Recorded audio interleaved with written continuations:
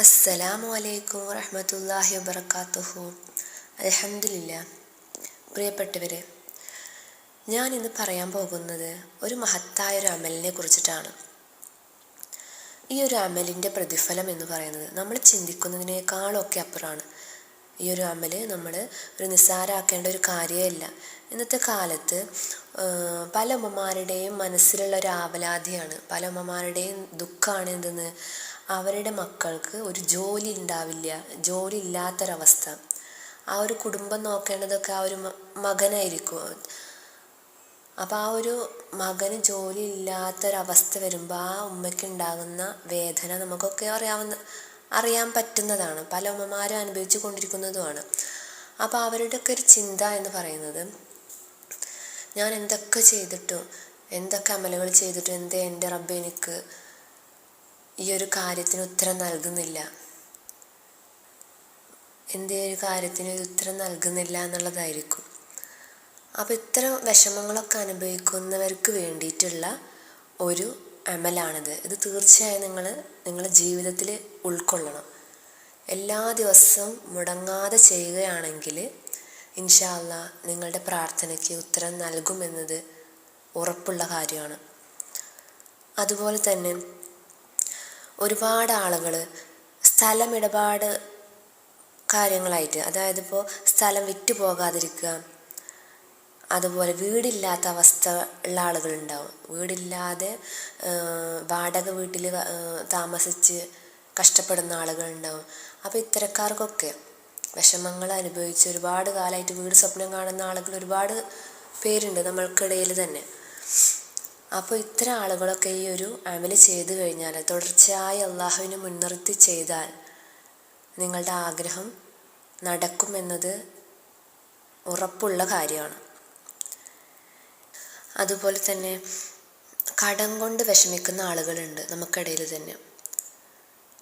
ഇപ്പോൾ ചിലപ്പോൾ അവരുടെ മക്കളെ കല്യാണം കഴിക്കാൻ വേണ്ടിയിട്ട് വാങ്ങിയ കടങ്ങളാകാം. ഒരുപാട് ആൾക്കാർ ഇന്നത്തെ കാലത്ത് ലോൺ എടുക്കുക എന്നുള്ളത് തന്നെ തെറ്റാണ്. എന്നാലും ചിലരുടെ അവസ്ഥ കാരണം, ചിലരുടെ ബുദ്ധിമുട്ട് കാരണം അവർ ലോൺ എടുക്കേണ്ട അവസ്ഥ വരാറുണ്ട്. അപ്പോൾ അത്തരക്കാർക്കൊക്കെ ലോൺ എത്രയും പെട്ടെന്ന് വീട്ടാനും ഒക്കെയുള്ള ഒരു വലിയൊരു അമല് തന്നെയാണ് ഞാൻ ഈ പറയാൻ പോകുന്നത്. അതുപോലെ തന്നെ നമ്മൾ ഈ അമല് ചെയ്യുന്ന സമയത്ത് പല ചിന്തകൾ മനസ്സിൽ കൊണ്ടുവരാൻ പാടില്ല. നമ്മളുടെ ആഗ്രഹം എന്താണോ നമുക്ക് നടക്കേണ്ടത്, ആ ആഗ്രഹം മനസ്സിൽ ഉറപ്പിച്ച് നമ്മൾ ഈ കാര്യം ചെയ്യാം. ഇനി പറയാനുള്ളത്, ഇത് ചെയ്യുന്ന സമയത്ത് നല്ലൊരു സമയം നമ്മൾ കണ്ടെത്തണം.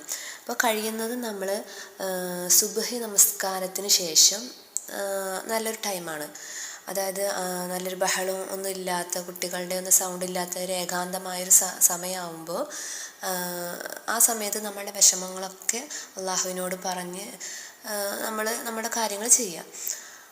ഈ ഒരു ടൈം എന്ന് പറയുന്നത് നമ്മൾ എന്ത് പ്രാർത്ഥിച്ചാലും അള്ളാഹു ഉത്തരം നൽകുന്ന സമയമാണ്. അപ്പോൾ അതേപോലെ തന്നെ മഗ്‌രിബ് നമസ്കാരത്തിന് ശേഷവും നല്ല ടൈമാണ്. അപ്പോൾ ഈ രണ്ട് സമയത്തിൽ മിക്കവാറും നിങ്ങൾ സുബ്ഹി നമസ്കാരത്തിന് ശേഷം, നമ്മൾ തഹജ്ജുദ് നമസ്കരിക്കുന്ന ആളുകളാണ് നമ്മൾ പലരും. അപ്പോൾ തഹജ്ജുദ് നമസ്കാരത്തിന് ശേഷം നമ്മൾ ഈ ഒരു സ്വലാത്ത് ചൊല്ലി നിങ്ങളുടെ കാര്യം എന്താണെന്നുള്ളത്, നിങ്ങൾക്ക് എന്താണോ എന്ത് കാര്യമാണോ നടക്കേണ്ടത് ആ കാര്യം മുൻനിർത്തി അള്ളാഹുവിനോട് ദുആ ചെയ്ത് കഴിഞ്ഞാൽ ആ ആഗ്രഹം നടക്കുമെന്നത് ഉറപ്പുള്ള കാര്യമാണ്. നമുക്ക് ഏതാണ് ആ സ്വലാത്ത് എന്ന് നോക്കാം. اللهم صل على محمد وعلى آل محمد كما صليت على إبراهيم وعلى آل إبراهيم إنك حميد مجيد اللهم بارك على محمد وعلى محمد كما باركت على إبراهيم وعلى آل إبراهيم إنك حميد مجيد. ഇത് ഒന്നുകൂടെ പറയാം. اللهم صل على محمد وعلى آل محمد كما صليت على إبراهيم وعلى آل إبراهيم إنك حميد مجيد اللهم بارك على محمد وعلى محمد كما باركت على إبراهيم وعلى آل إبراهيم إنك حميد مجيد. ഈ ഒരു സ്വലാത്ത് 1111 തവണ നമ്മൾ ഓതി നോക്കണം. ദിവസേന നമ്മൾ തുടർച്ചയായി ചെയ്ത് കഴിഞ്ഞാലാണ് ഇതിനൊരു ഫലം നമുക്ക് ഉണ്ടാവില്ല കേട്ടോ. അത് ഒരു ദിവസം ചെയ്ത് പിന്നെ 2 ദിവസം കഴിഞ്ഞ് പിന്നെ ചെയ്യാമെന്ന് വെച്ച് അങ്ങനെ ചെയ്യരുത്. തുടർച്ചയായിട്ട് ഒരു ആഴ്ചയെങ്കിലും നിങ്ങൾ തുടർച്ചയായി അള്ളാഹുവിനെ മുൻനിർത്തി ചെയ്യുകയാണെങ്കിൽ നിങ്ങളുടെ ആഗ്രഹം സാധ്യമാകുന്നത് ഉറപ്പുള്ളൊരു കാര്യമാണ്. ഇപ്പം എൻ്റെ ജീവിതത്തിലൊക്കെ എനിക്കൊരുപാട് പ്രശ്നങ്ങളുണ്ടായിരുന്നു. ഈ ഒരു സ്വലാത്ത് ചൊല്ലിയതിന് ശേഷം വളരെയധികം മാറ്റമുണ്ട്.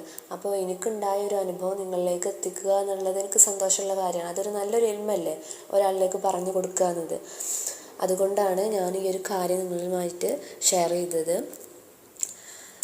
ഈ ഒരു വീഡിയോ നിങ്ങൾക്ക് പ്രയോജനപ്പെടുകയാണെന്നുണ്ടെങ്കിൽ നിങ്ങളൊന്ന് ഷെയർ ചെയ്യുക. നിങ്ങളുടെ ഫാമിലിക്കും ഫ്രണ്ട്സിനൊക്കെ ഒന്ന് ഷെയർ ചെയ്ത് കൊടുക്കുക.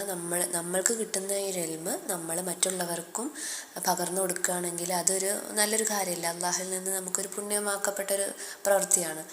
അപ്പോൾ അതുപോലെ ചെയ്യുക ഇൻഷാ അള്ളാഹ്.